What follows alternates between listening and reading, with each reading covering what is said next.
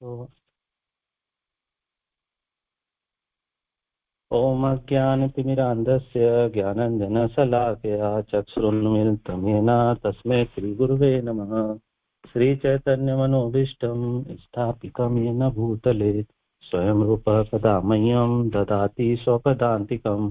वन्देऽहं श्रीगुरु श्रीयुतपदकमलं श्रीगुरून् वैष्णवांश्च श्रीरूपं साग्रजातं सहगण रघुनाथमीतं तं सञ्जीवं साधुवैतं सावधूतं परिजन सहितं श्रीकृष्ण चैतन्य देवं श्री राधा कृष्ण पादान शैखर ललिता श्री विशाखानितांश्च। हे कृष्ण करुणा सिंधु दीनबंधो जगत्पते गोपेश गोपिका कांत राधा कांत नमस्तुते। सप्त कांचन गौरांगी राधे वृंदावनेश्वरी कृष्णभानुसुते देवी प्रणमामि हरिप्रिये। वाञ्छाकल्पतरुभ्यश्च कृपा सिन्धुभ्य एव च पतितानां पावनेभ्यो वैष्णवेभ्यो नमो नमः। जय श्री कृष्ण चैतन्य प्रभु नित्यानंद श्री अद्वैत गदाधर श्रीवासादि गौर भक्त वृंद। हरे कृष्णा कृष्णा कृष्णा हरे हरे हरे राम राम राम हरे हरे। नमो विष्णुपादाय कृष्ण पृष्ठाय भूतले श्रीमते कृतदास्य अधिकारी नाम्ने। नमो विष्णुपदाय कृष्ण पृष्ठाय भूतले श्रीमते भक्ति वेदांत स्वामिनीति नाम्ने। नमस्ते सरस्वती देवे गौरवाणी प्रचारणे निर्विशेष शून्यवादी पाश्चात्य देश तारणे। गुरु महाराज की जय, श्रील प्रभुपाद की जय, समस्त वैष्णव भक्त वृंद की जय। तो मैं धन्यवाद करना चाहता हूँ राधा श्याम सुंदर प्रभु जी को, जिन्होंने ये सेवा दी मुझे। तो ये सेवा एक्चुअली मेरे शुद्धिकरण के लिए ही है। तो आप सब वैष्णवों को धन्यवाद करना चाहता हूँ, और आप लोग मेरे से कुछ गलती हो जाए तो आप लोग क्षमा करिएगा। तो आज का क्लास हम स्टार्ट करते हैं। आज का भगवत गीता पे श्लोक चल रहा है, तीसरा अध्याय कर्मयोग। तो आज का हमारा श्लोक है 11 और 12। तो हम श्लोक को पढ़ते हैं। श्लोक संख्या 11 को पढ़ता हूँ।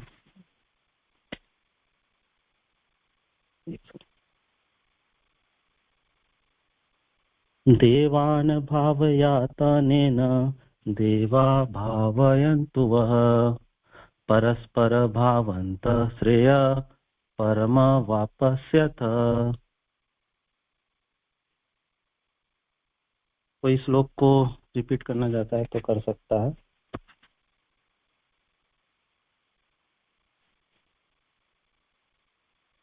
हरे कृष्णा। प्रणाम प्रभु जी। देवान् भावयतानेन ते देवा भावयन्तु वा परस्परं भावयन्तः श्रेय परम वापस्यथ। थैंक यू प्रभु जी। हरे कृष्णा। और कोई?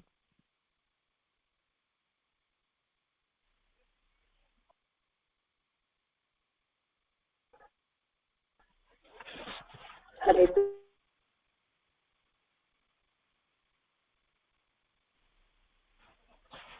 कृष्ण।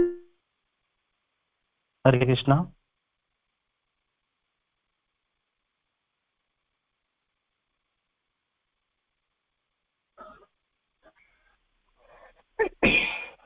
देवान् भावयता अनेन अनेन ते देवाः भावयन्तु च वा परस्परं भावयन्त श्रेयपरम् अवस्पयस्त।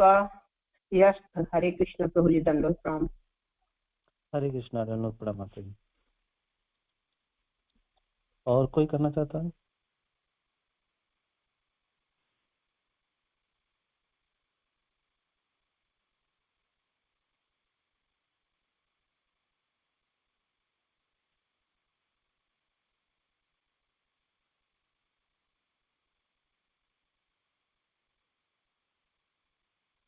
ठीक है। तो स्टार्ट करते हैं। स स स के साथ यज्ञ, अरे सॉरी सॉरी सॉरी 10 है ना, मुझे 11 करना।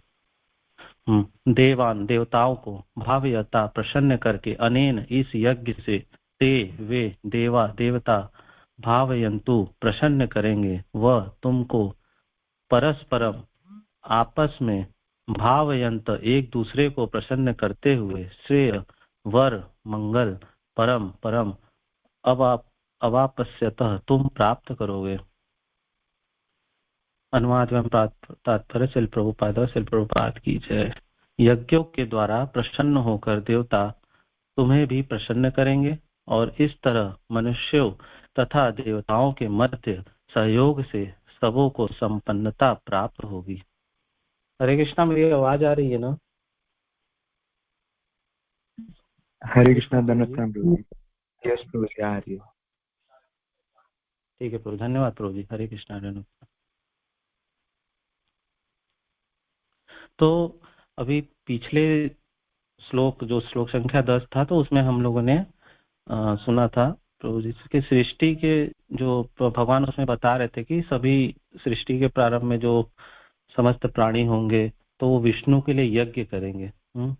और देवताओं की, और उन्होंने, भगवान ने सबकी रचना की, देवताओं की रचना की, प्राणियों की रचना की, सबकी रचना की, और उसमें एक बनाया कि देवताओं के लिए यज्ञ का विधान बनाया, कि उसमें बताया कि तुम इस यज्ञ से यज्ञ करोगे जो देवताओं को प्राप्त होगा, और यज्ञ से तुम सुखी होगे, और इसको करने से सुख पूर्वक रह पाओगे, और इससे मुक्ति मिलेगी, और इससे सभी जो हमारी वांछित वस्तु होंगे वो प्राप्त हो सकेगी।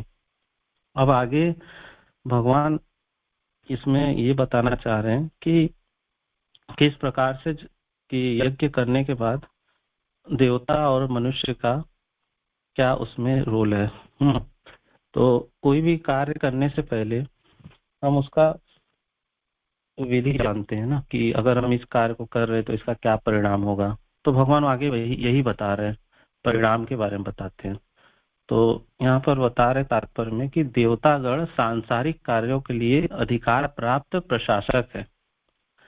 प्रत्येक जीव द्वारा शरीर धारण करने के लिए आवश्यक वायु, प्रकाश, जल तथा अन्य सारे वर उन देवताओं के अधिकार में है, जो भगवान के शरीर के विभिन्न भागों में असंख्य सहायकों के रूप में स्थित है।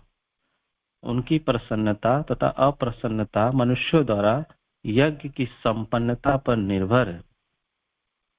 कुछ यज्ञ किन्हीं विशेष देवताओं को प्रसन्न करने के लिए होते हैं, किंतु तो भी सारे यज्ञों में भगवान विष्णु को प्रमुख भोक्ता की भांति पूजा जाता है। तो भगवान यहाँ बता रहे हैं कि देवता यज्ञ प्राप्त करने के लिए अधिकार प्राप्त प्रशासक है। जीव, और प्रत्येक जीव से उन्हें, प्रत्येक जीव को ये उन्होंने सारी सुविधाएं दे रखी, जैसे वायु, प्रकाश, जल, अन्य सारे जो भी उनके अधिकार में है उन्होंने दे रखा है। तो हम मनुष्य प्राणियों को क्या करना चाहिए? हमें उनका आदर, सम्मान, और उसके बदले में हमें कुछ चुकाना चाहिए। लेकिन हम क्या करते हैं? हम लेने में ज्यादा विश्वास रखते हैं, लेते रहते हैं, लेकिन देने में नहीं। इसका परिणाम क्या होगा? जैसे अगर हमें बिजली मिल रही है, अगर हम बिल जमा ना करें तो कितना दिन तक बिजली रहेगा? एक दिन कट जाएगा, फिर उसका लाभ हमें मिलेगा? बिल्कुल नहीं मिलेगा। तो देवी देवता भी किस पर आश्रित है? यज्ञों पर आश्रित है, और यज्ञ कौन करेगा? हमें करना होगा। लेकिन आजकल क्या, यज्ञ बंद कर दिए गए हैं, यज्ञ कहीं भी नहीं हो रहे। छोटे मोटे यज्ञ कर लेते हैं लोग घरों में, कभी कोई नवरात्रि में कर लिया, तो कभी आजकल शादी विवाह में छोटा सा यज्ञ हो जाता है। उससे क्या होने वाला है? तो यज्ञ का विधान पूरा बताया गया है ना। और इसमें आगे भगवान यही बता रहे हैं कि उसमें मनुष्य की ही भलाई है। आजकल हम देखते हैं कि हम यज्ञ नहीं कर रहे हैं तो क्या हो रहा है, देख रहे हैं। जो दैविक आपदा है ना, दैविक क्लेश है। 3 प्रकार के क्लेश होते हैं ना, आध्यात्मिक क्लेश, आदि भौतिक क्लेश, है ना। तो उसमें दैविक क्लेश कितना ज्यादा हो गया, भूकंप और ये सब चीजें, बाढ़ आ जाना और बहुत सारी चीजें हैं उसमें। तो ये सब होने का कारण है क्योंकि देवताओं को यज्ञ नहीं मिल रहा है। लेकिन हमें यहाँ पर 2 चीजें समझनी होगी। पहला कि भगवान जो है वो श्री कृष्ण है। यहाँ पर प्रश्न उठ सकता है कि देवी देवता को ही हम यज्ञ क्यों दें। इसी लीला में भगवान ने हमें दिखाया था ना, गोवर्धन लीला भगवान ने दिखाई थी। ये लीला इंद्र जी को सुधारने के लिए थी ना, क्योंकि भगवान के पिता नंद महाराज गोवर्धन की पूजा करते थे। तो आप सबको तो पता ही है ये लीला। उसमें भगवान ने बताया कि किसकी पूजा करनी चाहिए, किसका यज्ञ करना चाहिए, है ना। उनको सुधार किया। इंद्र को घमंड था कि हम भगवान हैं, लेकिन भगवान ने ये बताकर उनको सुधार लाया कि वो भगवान नहीं है, भगवान सिर्फ एक है और वो है कृष्णा। भगवान अनेक नहीं है, केवल श्री कृष्ण है। समस्त देवी देवता भगवान श्री कृष्ण के विभिन्न अंग स्वरूप है, ना कि भगवान। जब ब्रह्मा जी मनुष्यों देवताओं की सृष्टि कर रहे थे तो उन्होंने निर्देश दिया कि मनुष्य को भगवान श्री कृष्ण के निमित्त यज्ञ करने चाहिए, जिनसे श्री कृष्ण के अंग रूपी देवतागण भी तुष्ट हो। क्योंकि देवता कौन है, आखिर देवता कौन है? देवता भगवान के अंग है, ऐसा प्रभुपाद बताते हैं। देवता भगवान के सभी अंग है। और देवता बनता कौन है? देवता बनता कौन है? प्रभुपाद एक बार बता रहे थे अपने लेक्चर में कि एक बार चल रहा था कन्वर्सेशन, तो प्रभुपाद बताते हैं कि मेरे 99% भक्त स्वर्ग लोक को जाएंगे। तो किसी ने भक्त ने पूछा क्यों, हम तो भक्ति करते हैं, आपने बोला कि हम तो भगवत धाम जाएंगे। तो बोला प्रभुपाद ने कि शुद्ध भक्त जाएंगे, सब नहीं जाएंगे। तो 99% भक्त स्वर्ग में जाएंगे और क्या बनेंगे? देवता बनेंगे, और अपनी जो भौतिक इच्छाएं रह जाएंगी उसको पूर्ण करेंगे। तो इसीलिए उनको स्वर्ग में भेजा जाता है। इंद्र कौन है? इंद्र तिथि के राजा है, इसलिए उनको स्वर्ग का राजा बनाया गया, उनकी सारी इच्छाएं पूरी होती है ना। तो इसलिए प्रभुपाद ने ऐसा बोला। लेकिन भगवान क्या बोलते हैं? भोक्ता राम यज्ञ तपसाम सर्वलोक महेश्वरम। भोक्ता केवल एक है। समस्त यज्ञों का प्रमुख प्रयोजन भगवान को प्रसन्न करना है, ना कि देवी देवता को। अगर हम भगवान को तुष्ट कर देंगे, पुष्टि कर देंगे, तो देवी देवता ऑटोमेटिक प्रसन्न हो जाएंगे। आज से 500 करीब 535 वर्ष पूर्व जब चैतन्य महाप्रभु आए श्री कृष्ण और राधा रानी के अवतार में, तो उन्होंने क्या बोला कि हरिनाम यज्ञ करिए, हरिनाम। क्योंकि इतना समय नहीं है किसी के पास कि कोई यज्ञ करे, क्योंकि हम ना तो शुद्ध है ना पवित्र है इतना कि हम यज्ञ कर पाएंगे। तो उन्होंने निष्कर्ष यही दिया, हमें आदेश दिया कि हरिनाम यज्ञ करें। और हरिनाम यज्ञ से जब भगवान प्रसन्न होंगे, भगवान की इंद्र तुष्टि हो जाएगी, तो बाकी देवी देवता ऑटोमेटिक प्रसन्न हो जाएंगे। इसलिए हमें डायरेक्ट कृष्ण की पूजा करनी चाहिए, डायरेक्ट कृष्ण के लिए यज्ञ करना चाहिए, क्योंकि अल्टीमेट सभी देवता भगवान को ही अर्पित करते हैं। जब क्योंकि जो साधारण मनुष्य जो भक्ति में नहीं, उनको क्या है, वो देवी देवता की प्रसन्नता के लिए करते रहते हैं, यज्ञ करते हैं, कुछ छोटे मोटे पूजा पाठ करते रहते हैं, लेकिन उसका सोर्स कौन है? कृष्ण ही है। देवी देवता भी कृष्ण को देकर फिर भगवान कृष्ण का उच्छिष्ट ग्रहण करते हैं वो। और जो कुछ भी अगर, और जो साधारण मनुष्य भौतिकतावादी जो भी मनुष्य, वो क्या मांगते हैं? वो अपने अपने किसी चीज को मतलब पूरा करके और फिर उसके बदले में कुछ चाहते हैं, स्वार्थ, कि भगवान मेरा ये काम कर दो, मैं इतना करूंगा, मैं ये करूंगा। तो उसमें कुछ के बदले कुछ उनको चाहिए, लेकिन उनको नहीं पता कि वो देवता भी कृष्ण से ही लेकर देते हैं। ये अज्ञानता के कारण होता है, क्योंकि हमें ज्ञान नहीं है ना। इसलिए हमें प्रचार करना बहुत जरूरी है। इसलिए प्रभुपाद ने प्रचार किया, प्रचार पे जोर दिया। हमें सबको प्रचार करना चाहिए। बात बहुत कम आ रही है। हरे कृष्णा, अभी सही है? नहीं प्रभु जी, आवाज बिल्कुल परफेक्ट है, आवाज परफेक्ट है। महाराज जी आपका नेटवर्क चेक कीजिए प्लीज, आवाज परफेक्ट है, बिल्कुल ठीक है। ओके, थैंक यू प्रभु जी। हरे कृष्णा।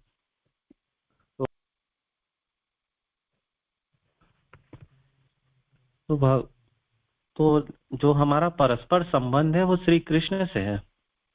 एक जीव का परस्पर संबंध श्री कृष्ण से है। जीवेर स्वरूप नित्य कृष्ण दास। हमारा ये जो स्वरूप है वो कृष्ण के दास के रूप में है हमेशा। तो हमें ये अपना स्वरूप कभी भूलना नहीं चाहिए। हमें हमेशा ध्यान रखना है कि हम कृष्ण के दास हैं, नौकर हैं, और उनकी इच्छा की पूर्ति के लिए हमें करना है, तब हमारी जाके इच्छा पूर्ति होगी। तो हमें ये श्लोक यही बताता है कि यज्ञ तो करना चाहिए, लेकिन हमें डायरेक्ट श्री कृष्ण के लिए करना है। परंतु क्या है कि अनेक लोग इस सिद्धांत को समझ नहीं पाते हैं और कृष्ण से अलग जो अन्य देवी देवता हैं उनकी पूजा में व्यस्त रहते हैं। लेकिन इसका मतलब ये नहीं कि हम अपना उद्देश्य ही भूल जाएं। हमारा ये उद्देश्य नहीं है कि हम बस उनके लिए पूजा या देवी देवताओं के लिए पूजा करते जाए और उनके बदले कुछ लेते जाएं। बस हमारा यही बस चलता रहे, जीविका उपार्जन चलता रहे, हम अपना पुष्टि करते चलें, बस ये हमारा उद्देश्य नहीं है। ये व्यापारी करते हैं और लेन देन के चक्कर में हम अपना उद्देश्य ही भूल जाते हैं कि हम कृष्ण के दास हैं, कृष्ण के अंश हैं, हमें उनकी सेवा करनी है। लेकिन हम भूल जाते हैं। तो जो देवी देवता है उनको कृष्ण ने उनको सेवा के अनुसार उनको सेवा दे रखा है, वो अपना कर्तव्य निभा रहे हैं, लेकिन हम अपना कर्तव्य भूल चुके हैं। अब सभी आप देखो, वर्षा अपने समय पर हो रही है, इंद्र का उत्तरदायित्व ही वर्षा करना, वो कर रहे हैं। ताप देने का उत्तरदायित्व सूर्य भगवान का, वायु देने का वायुदेव का है। इसी तरह इत्यादि सभी देवी देवता का अपना अपना कर्तव्य है, वो निर्वाह कर रहे हैं अपने कर्तव्य का। लेकिन भगवान बताते हैं कि श्री कृष्ण निमित्त जो यज्ञ करता है, वो श्री कृष्ण के अंग स्वरूप सभी देवी देवता तुष्ट हो जाते हैं। और उसके बदले में वो क्या करते हैं, वर्षा, ताप, वायु, अग्नि आदि संसार के जीवों के जीवन को सुचारू रूप से चलायमान रखने के लिए उसको आवश्यक सामग्री भी प्रदान करते हैं।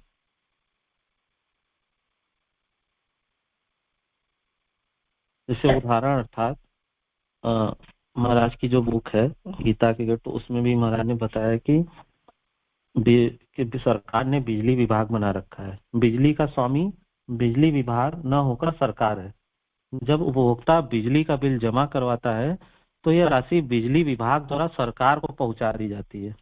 बदले में बिजली विभाग के प्रशासकों को सरकार द्वारा वेतन मिल जाता है और उपभोक्ता को बिजली विभाग बिजली पहुंचाता रहता है। बिजली विभाग को यह अनुमति नहीं है कि वह उपभोक्ता से प्राप्त बिजली की राशि स्वयं अपने पास रख ले।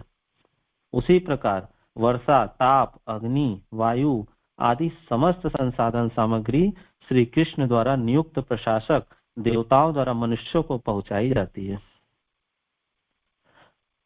तो बहुत अच्छा उदाहरण महाराज जी ने यहाँ पर बताया बिजली का जो दिया। बिजली सरकार से हम ले रहे हैं, है ना, उसके बदले हम क्या करते हैं, उनको भुगतान करते हैं। अगर भुगतान नहीं करेंगे तो बिजली कट जाएगी। तो इसी में एक और उदाहरण है कि एक राजा है। राजा कौन है? एक राजा है और वो अपने मंत्रीगण को आदेश देता है कि आप लोग राज्य में जाइए और जो प्रजा है उनके लिए सारी व्यवस्थाएं देखिए कि उनको पानी ठीक से मिल रहा है नहीं मिल रहा है, अनाज मिल रहा है नहीं मिल रहा है, सारी व्यवस्था ठीक ठाक चल रही है, नगर में नहीं चल रही है। तो ये सब सामग्री अगर उनके पास कुछ नहीं है तो आप लोग उन्हें उपलब्ध कराइए। तो मंत्री अपना जाएंगे और प्रजा उनका सम्मान करेगी, है ना? प्रजा उनका सम्मान करेगी, सब कुछ करेगी, लेकिन इसका मतलब ये नहीं कि वो राजा ही हैं। राजा तो आदेश दे सकता है ना, तो राजा यहाँ पर कौन है? कृष्ण है, और देवी देवता मंत्रीगण है, सब अपना कर्तव्य निर्वाह कर रहे हैं। इस प्रकार से हमें लेना है, क्योंकि देवी देवता तो अपना काम करेंगे ही न। जैसे पानी पानी अगर हम देवी देवता, अगर पानी ऊपर से पानी ना आवे तो फिर खेती कैसे होगी? और खेती से ही अन्न पैदा होना है ना। चावल, दाल, गेहूं, ये सब सब्जियां आदि सब कुछ A to Z जितना भी कुछ है, हम सब प्रकृति से ही ले रहे हैं। और हम प्रकृति को क्या दे रहे हैं? कुछ नहीं।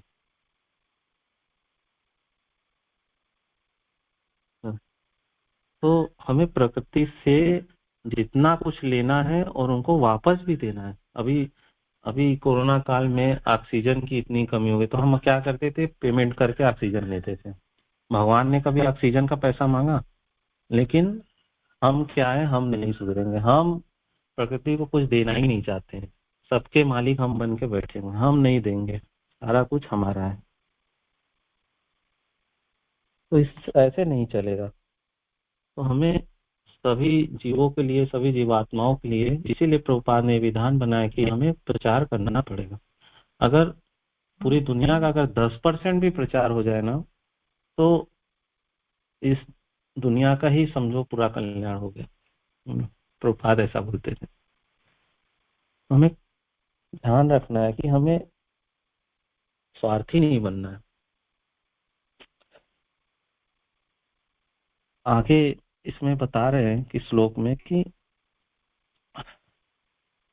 उनकी भगवान की प्रसन्नता तथा अप्रसन्नता मनुष्यों द्वारा यज्ञ की संपन्नता पर निर्भर है। कुछ यज्ञ किन्हीं विशेष देवताओं को प्रसन्न करने के लिए होते हैं, तो भी सारे यज्ञों में भगवान विष्णु को प्रमुख भोक्ता की भांति पूजा जाता है।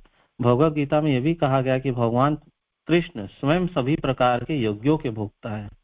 भोक्ताराम तपस्याम, अतः समस्त यज्ञों का मुख्य प्रयोजन यज्ञपति को प्रसन्न करना है। भगवान को यहाँ यज्ञपति बता रहे। असली में जो यज्ञपति हैं वो श्री कृष्ण ही हैं। जब ये यज्ञ सुचारू रूप से संपन्न किए जाते हैं, तो विभिन्न विभागों के अधिकारी देवता प्रसन्न होते हैं और प्राकृतिक पदार्थों का अभाव नहीं रहता। भगवान यहाँ पे बता रहे हैं कि अगर हम समय से सब कुछ करें, यज्ञ करें, तो उसमें क्या होगा? हमारे पास जो प्राकृतिक आपदा आती है ना, वो सब नहीं आएगा। वो अपने समय से सब कुछ चलता रहेगा। इससे क्या होता है? देवी देवता प्रसन्न होते हैं और भगवान को समय समय पर सब कुछ देते रहते हैं। जब हम उन्हें देंगे तो भगवान को देंगे। तो ऐसे सब कुछ अपने समय पर चलता रहेगा। आगे बताते हैं, यज्ञों को संपन्न करने से अन्य लाभ होते हैं।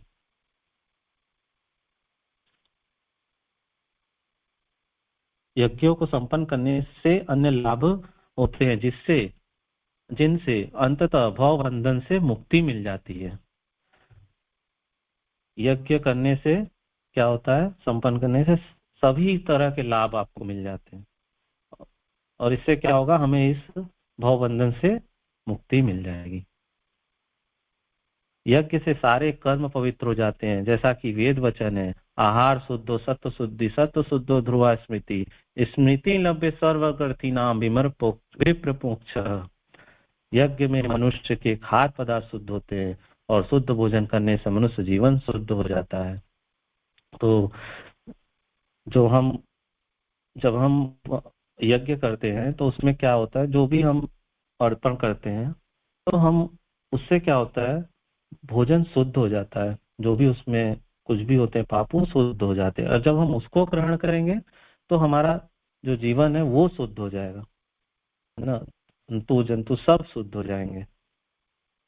और इससे क्या होगा? फिर जब वो शुद्ध हो जाएंगे, तो हमारी स्मृति अच्छी हो जाएगी, है ना।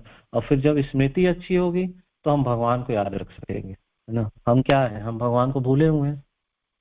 आज हम भगवान को भूल के बैठे हुए हैं। भगवान अर्जुन को जब ज्ञान दे रहे थे भगवत गीता का, तो यही तो बोलते कि अर्जुन तुम भूल चुके हो, लेकिन मैं नहीं भूला।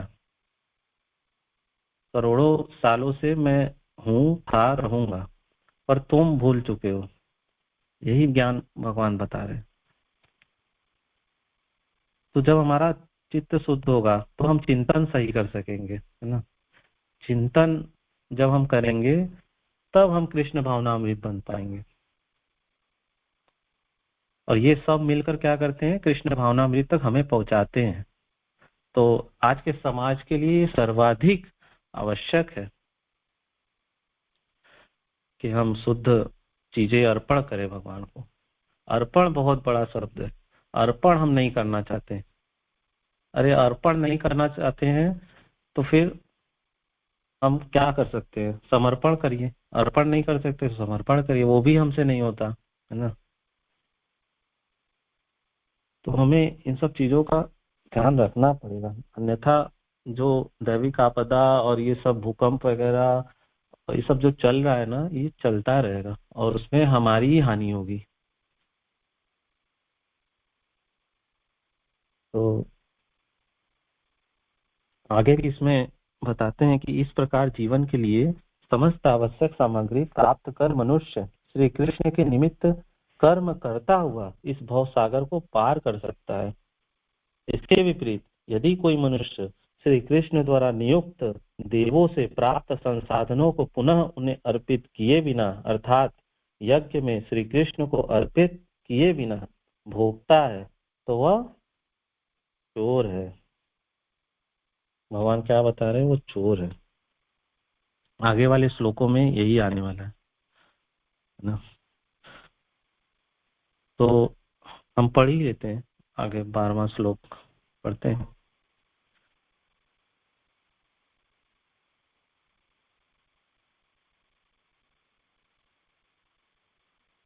इष्टान भोगान ही वो देवा दासयन्ते यज्ञ भाविता तैदार्थान अप्रदायभ्यो यो भुक्ते स्तेन एव स। इष्टान वांछित, भोगान जीवन की आवश्यकताएं ही निश्चय ही वह तुम्हें देवा देवतागण दासयन्ते प्रदान करेंगे, यज्ञ भाविता यज्ञ संपन्न करने से प्रसन्न होकर तय उनके द्वारा दत्तान प्रदत्त वस्तुएं अप्रदाय बिना भेंट किए एव्य इन देवताओं को यह जो भुगते भोग करता है स्तेन चोर एव निश्चय ही स वह। अनुवाद एवं तात्पर्य श्रील प्रभुपाद और श्रील प्रभुपाद की जय।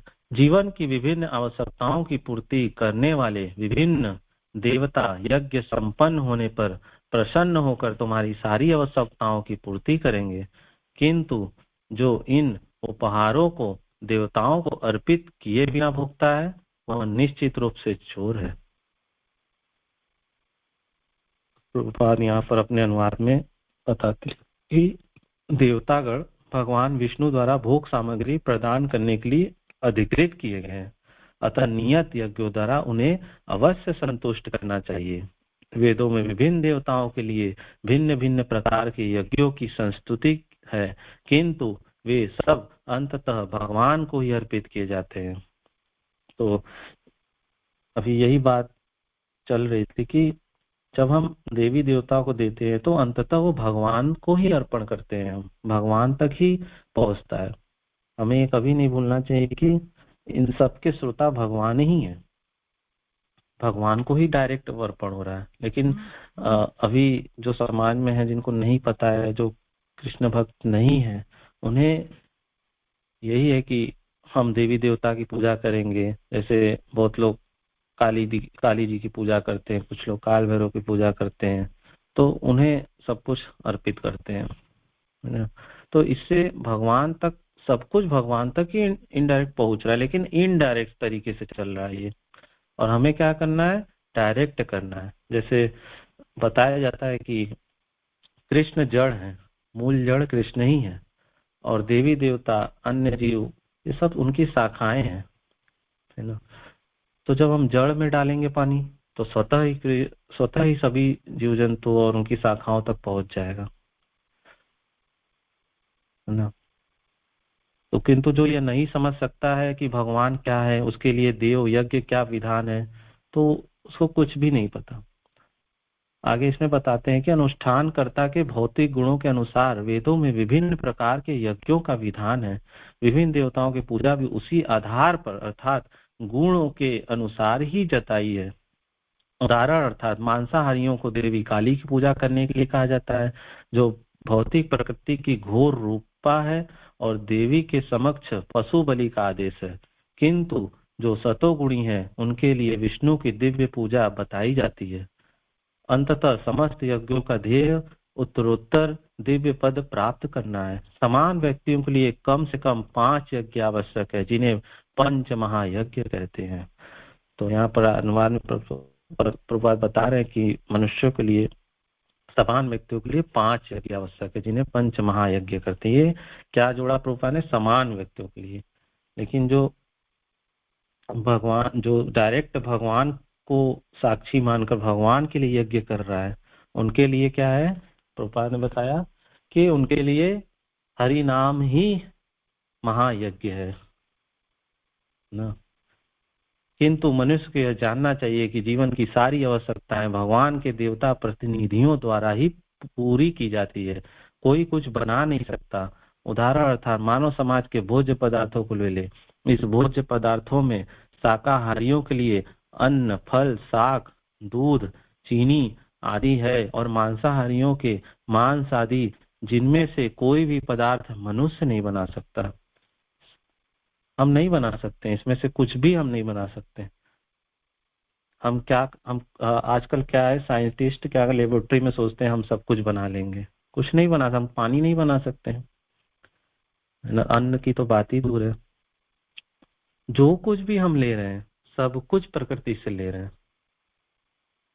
प्रकृति से ही सब कुछ लेकर हम बना रहे हैं, सब कुछ कर रहे हैं। अगर उनको कुछ बनाना भी है तो प्रकृति से ही चुराएंगे। इसलिए प्रभुपाद ने चोर शब्द का यूज किया कि जो कृष्ण को अर्पण नहीं करता वो चोर है, डायरेक्ट बोला चोर है।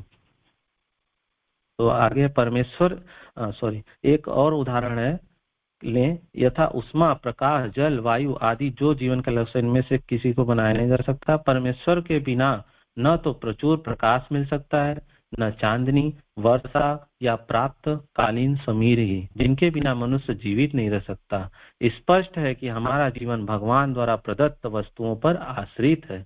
यहाँ तक कि हमें अपने उत्पादन उद्यमों के लिए अनेक कच्चे मालों की आवश्यकता होती है, यथा धातु, गंधक, पारद, मैग्नीज तथा अन्य अनेक आवश्यक वस्तुएं, जिनकी पूर्ति भगवान के प्रतिनिधि इस उद्देश्य से करते हैं कि हम इनका समुचित उपयोग करके आत्म साक्षात्कार के लिए अपने आप को स्वस्थ एवं पुष्ट बनाएं, जिससे जीवन का चरम लक्ष्य अर्थात भौतिक जीवन संघर्ष से मुक्ति प्राप्त हो सके।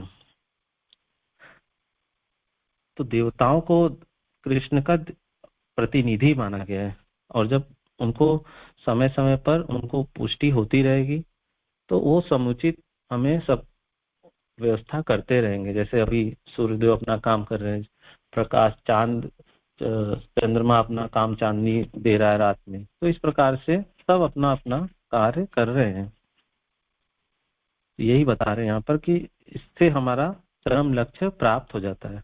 यदि हम जीवन उद्देश्य को भूलकर भगवान के प्रतिनिधियों से अपनी तृप्ति के लिए वस्तु लेते रहेंगे और इस संसार में अधिकाधिक फंसते जाएंगे, जो कि सृष्टि का उद्देश्य नहीं है, तो निश्चय ही हम चोर हैं, और इस तरह हम प्रकृति के नियमों द्वारा दंडित होंगे। दंडित का मतलब ये है कि जो हम अब उसमें क्या है कि किसी अब साधारण शहर में अगर कुछ हो जाता है, अगर कुछ भी वहां पर महामारी जैसी कुछ बीमारी हो जाती है या कोई भी भयंकर रोग हो जाता है या कुछ भी हो सकता है, तो उसमें क्या होता है, साधारण मनुष्य, आम जनता भी उसमें घिस जाती है। तो इससे क्या है, हम परेशान हो जाते हैं, उसमें क्या दंडित हो जाएंगे हम। तो इसलिए हम सबका कर्तव्य है कि प्रकृति से जितना लें उसको वापस भी करें, ये हमारा कर्तव्य है। और आगे प्रभुपाद बोलते हैं कि चोरों का समाज कभी सुखी नहीं रह सकता, क्योंकि उनका कोई जीवन का लक्ष्य ही नहीं रहता है ना। भौतिकतावादी चोरों का कभी कोई जीवन लक्ष्य नहीं होता, उन्हें तो केवल इंद्र तृप्ति की चिंता रहती है। वे नहीं जानते कि यज्ञ किस तरह किए जाते हैं। नो, उनको पता ही नहीं है कि यज्ञ किस तरह किए जाते हैं। इसलिए चैतन्य महाप्रभु यहाँ पर आगे बता रहे हैं, किंतु चैतन्य महाप्रभु ने यह यज्ञ संपन्न करने की सरलतम विधि का प्रवर्तन किया। यह है कि संकीर्तन यज्ञ जो संसार के किसी भी व्यक्ति द्वारा जो कृष्ण भावनामृत के सिद्धांतों को अंगीकार करता है संपन्न किया जा सकता है। तो प्रभुपाद यहाँ पर बता रहे हैं कि चैतन्य महाप्रभु जब आए तो उन्होंने ये विधि लाई कि संकीर्तन यज्ञ करिए। संकीर्तन यज्ञ संसार के किसी भी व्यक्ति द्वारा कर सकते हैं, किसी भी व्यक्ति द्वारा इसको संपन्न किया जा सकता है। और क्या क्या था वो विधि? हरि नाम संकीर्तन, हरि नाम, है ना, हरे कृष्णा कृष्णा कृष्णा हरे हरे, हरे राम राम राम हरे हरे। यही महामंत्र सभी को दिया और इसी में सबका कल्याण बताया। ये कृष्ण की डायरेक्ट सेवा है, डायरेक्ट रूप से हम कृष्ण की सेवा करते हैं और इससे क्या होगा, हम कृष्ण भावना भावित जीवन की ओर अग्रसर होंगे। तो लेकिन हम देना चाहते ही नहीं। तो इस प्रकार जीवन समस्त सामग्री प्राप्त कर जो मनुष्य है तो श्री कृष्ण के निमित्त कर्म भी करेगा और इस भवसागर से पार भी हो जाएगा। लेकिन अगर इसके विपरीत यदि कोई मनुष्य श्री कृष्ण द्वारा नियुक्त देवों से प्राप्त संसाधनों को लेता रहे और उनको कुछ भी अर्पण न करें तो क्या होगा, वो कष्ट भोगेगा ही भोगेगा, ये तो निश्चित है। स्तेन एव सः, कौन है? प्रकृति का जोड़ है। श्री प्रभुपाद कहते हैं कि जो कुछ हम उत्पन्न करते हैं उसके स्वामी भी हम स्वयं को मानते हैं। जैसे हमने घर बनाया तो घर के स्वामी हम हैं। हमने संतानें पैदा की तो संतान कौन है? संतान को हम अपना मानते हैं, हमारे हैं। तो उसी प्रकार सारे खाद्यान्न और उनके उत्पादन के लिए जो आवश्यक वस्तुएं हैं, जो वर्षा द्वारा, ताप द्वारा, मिट्टी द्वारा, बीज द्वारा, जो आदि श्री कृष्ण के द्वारा प्रदत्त है, जो दी जाती है और जो हम उसको लेकर जो हम खेती करते हैं और खेतों में उपार्जन करते हैं, तो उसके जो स्वामी हैं वो श्री कृष्ण ही हैं। और उसी से हम प्रतिदिन अपने घरों में भोजन बनाते हैं और उसको ग्रहण करते हैं। तो इस तरह से हमें ये विधि अपनानी पड़ेगी। श्री कृष्ण को सर्वभोक्ता मानकर उनको भोग प्रदान कर हमें प्रसाद ग्रहण करना चाहिए, क्योंकि हमें ज्ञात होना चाहिए कि सारे सृष्टि के एकमात्र स्वामी श्री कृष्ण ही है ना। तो जो हमारे हम जो भोग लगाते हैं, क्योंकि वो भोजन हमने कहाँ से पकाया तो हम नहीं, लेकिन उसको लिया कहाँ से? प्रकृति से। चावल लिया पौधे से, है ना। पौधा कहाँ से होगा? मिट्टी से। मिट्टी को पानी किसने दिया? प्रकृति ने दिया, देवी देवता ने, ऊपर से बारिश हुई। तो इस प्रकार से सारे के भोक्ता भगवान ही हुए हैं। इसलिए हमें भोग लगाना चाहिए भगवान को। हम पानी भी लेते हैं तो पानी भी हमें भोग लगाना चाहिए। भोग अगर हम नहीं लगाते हैं तो इसका मतलब हम पानी भी चुरा कर पी रहे हैं। सारी चीजों को हमें भोग लगाकर ही ग्रहण करना चाहिए भगवान को, है ना। तो यही नियम है।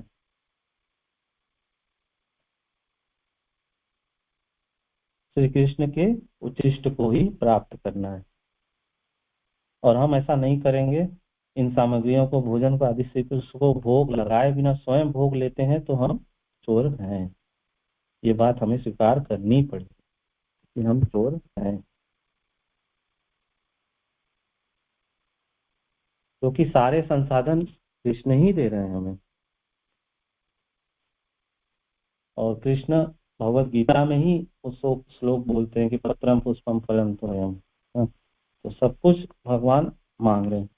और हमें नहीं देंगे तो फिर हम चोर हैं, ये हमें स्वीकार करना ही है।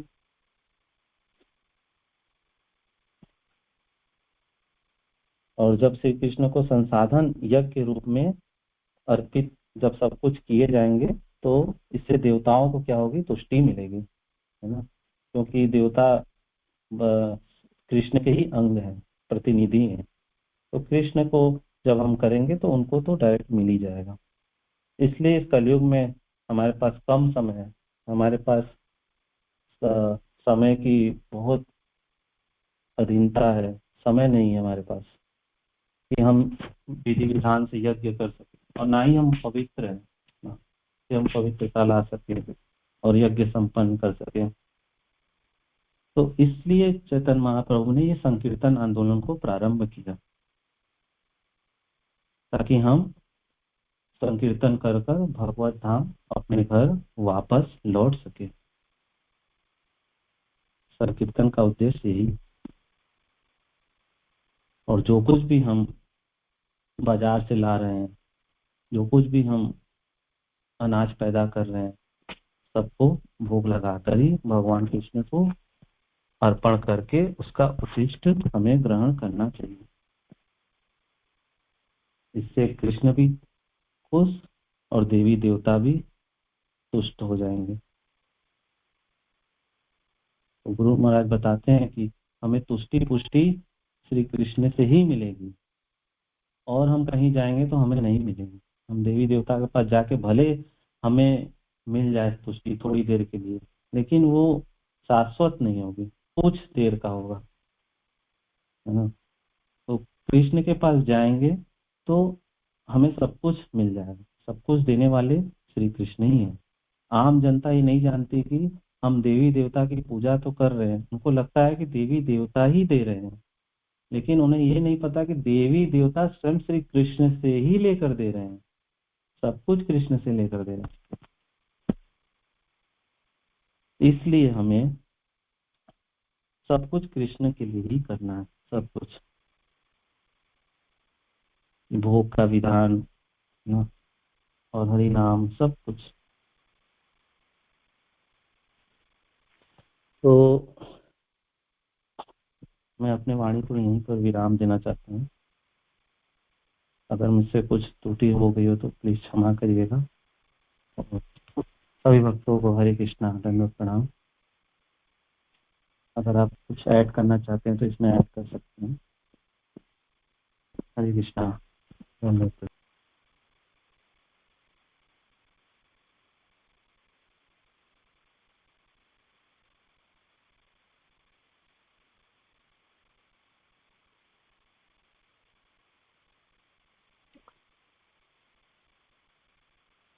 हरे कृष्णा। प्रणाम प्रभु जी, बहुत ही सुंदर और पावरफुल क्लास। और ये थोड़ा टेक्निकल श्लोका था, और उसमें भगवान देवी देवताओं के यज्ञ के लिए रिकमेंड करते हैं, लेकिन आपने बहुत ही सरल और सहज तरीके से गंभीर टॉपिक को प्रस्तुत किए। और देवताओं को ऑफरिंग देना, यज्ञ करना क्यों इम्पोर्टेंट था, और कृष्ण को ऑफरिंग देने से सबकी तुष्टि हो जाएगी। बहुत अच्छे तरीके से अपने को सबके सामने रखे। बहुत सुंदर, और उसका फ्लो बहुत ही सुंदर था, बहुत सुंदर फ्लो चल रहा था। मतलब स्पीड बहुत अच्छा था। और जो आपकी पॉज थी, पॉज जो थोड़ा थोड़ा जो विराम दे रहे थे आप, वो भी बहुत अच्छा था। मतलब पूरे पूरे मेडिटेशन कर पा रहे थे आपके एक एक शब्दों पे, एक एक वाक्यों पे जो आप बोलना चाह रहे थे। ऑडियंस आपके हर एक वाक्यों पे मेडिटेट कर पाएगी कुछ समय। बहुत ही सुंदर तरीके से आपने गंभीर विषय वस्तु को रखे। बहुत सुंदर, बहुत प्रैक्टिकल, और बहुत ही पावरफुल सेशन। थैंक यू प्रभु, वेरी गुड। तो आप लोग का कोई प्रश्न है प्रभु जी के लिए, और कुछ ऐड करना चाहते हैं तो कीजिए please. Very beautiful class, thank you प्रभु जी।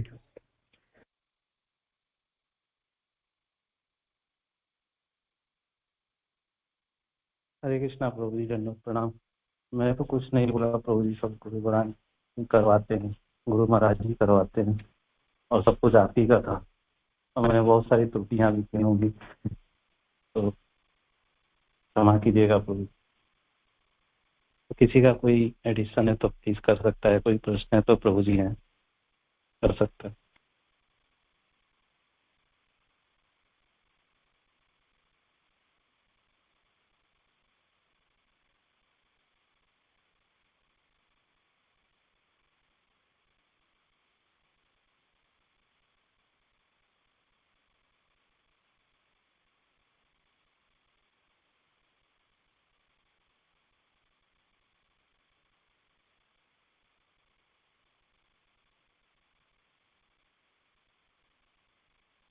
हरे कृष्णा। कोई प्रश्न है आप लोग का प्रभु जी के लिए? कुछ ऐड करना चाहते हो तो कीजिए please.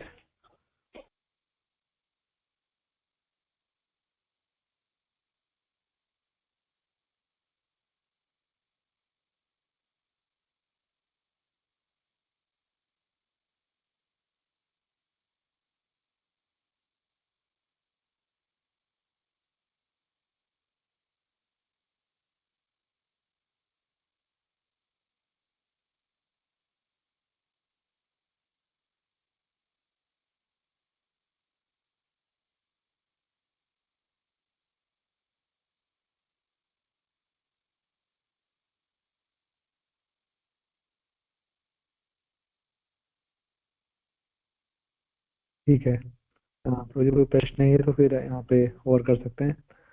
Thank you Prabhu, thank you, very beautiful class, very बोल।